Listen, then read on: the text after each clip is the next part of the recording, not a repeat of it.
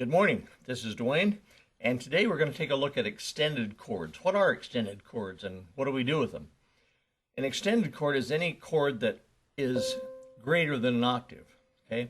Like a triad, that's inside an octave. If you're in the key of C, the triad, the C chord is well inside the dimensions, the parameters of the octave. Minor chords are triads, they're well inside an octave. Diminished chords, augmented chords, sixth chords, seventh chords, major seventh, they're all inside an octave, aren't they? They're all within that parameter, okay? If you're in the key of C or if you're in the key of B flat, all those chords that I just mentioned are within the parameters of an octave. Anytime you get outside that octave, it's called an extended chord. For example, if I play the C chord, say I play C seventh and I add that note, that's the ninth note of the scale.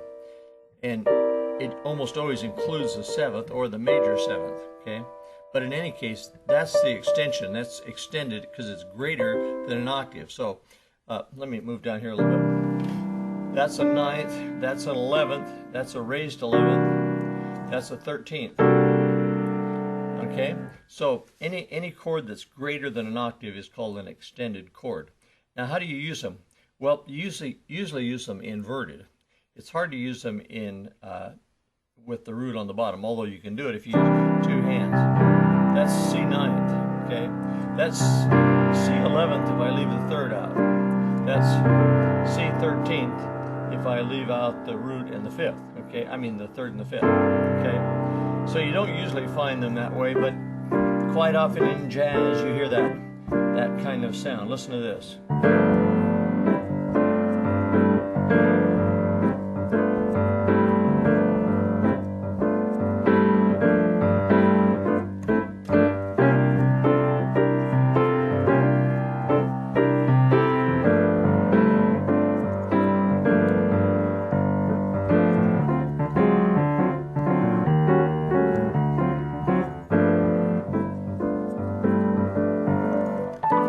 Okay, you get the idea? So usually extended chords are inverted, and the best way to invert them with your left hand, I found, is to play a low root and then play whatever chord it is in second inversion. That's the second inversion of the C chord. See, that's the C chord. First upside downness, it's called an inversion. Second upside down is called a second inversion. If I add the seventh and then the ninth, I can play C ninth that way over a low note. Now I can do that with two hands too, like I was just doing, but I can also do it with one hand if I hit a low root first. What's that? That's a ninth and 11th, right? It's got the fifth, seventh, ninth, and 11th. Okay. Now the 13th is there, and I run out of fingers, so what I do is I play it there.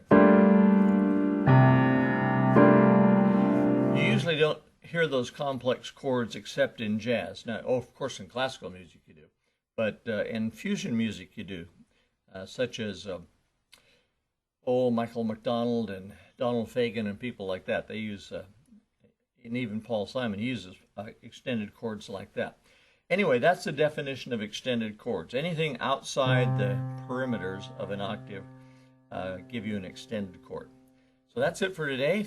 Thanks for being with me. Come back tomorrow when I'll have another tip for you.